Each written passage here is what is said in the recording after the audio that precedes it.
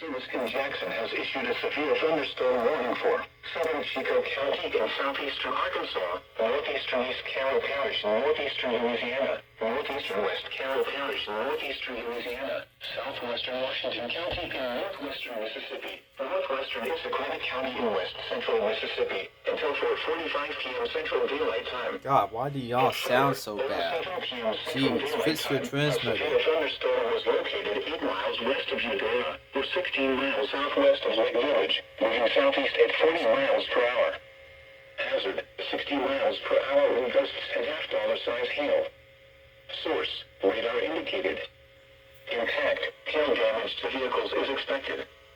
Expect wind damage to roofs, siding, and trees.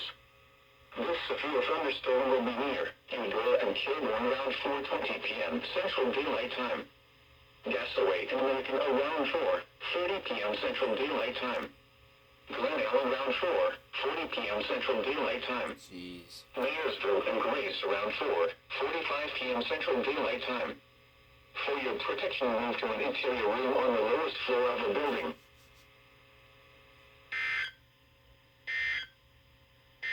Oh my gosh. The National Weather Service